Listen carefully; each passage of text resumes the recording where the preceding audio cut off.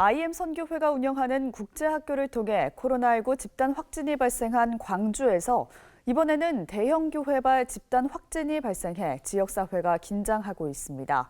광주 방역당국은 이 교회 집단 감염이 IM 선교회와 연관이 있는지 조사하고 있습니다. 천수연 기자입니다. 교인 수 1,500명에 이르는 대형 교회인 광주 안디옥 교회에서 지난 25일 첫 환자가 발생한 이후 교인과 가족 등 31명이 확진됐습니다. 지난 27일 20명, 28일 7명이 추가됐습니다. 광주시는 첫 환자가 전날인 24일 주일 오전 예배에 참석했다면서 이날 예배 참석자 550명에 대해서 전수검사를 실시하기로 했습니다. 지금까지 240명이 검사를 마쳤습니다. 방역당국은 안디옥 교회 집단 감염이 IM 선교회와 연관돼 있는지를 조사하고 있습니다.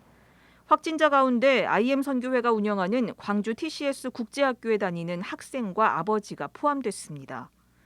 특히 안디옥 교회는 IM 선교회의 교육 사업인 방과후 학교도 설립한 것으로 알려졌습니다. 안디옥 교회는 지난해 6월 21일 주일 예배에 IM 선교회 마이클 조 대표를 초청해 이 단체가 운영하는 교육 사업에 대한 설명을 들었습니다.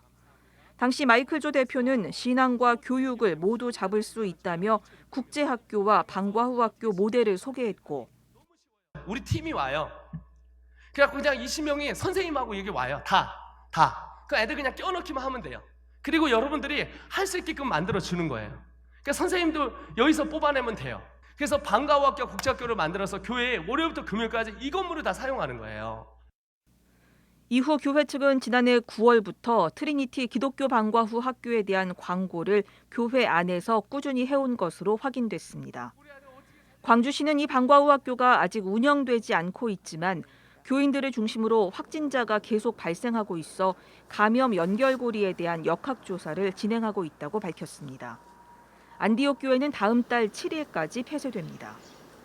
한편 28일 오후 현재 IM 선교회발 광주 지역 확진자는 156명, 전국에서는 대전, 울산, 경기, 경남 등 5개 시도에서 340명에 이릅니다.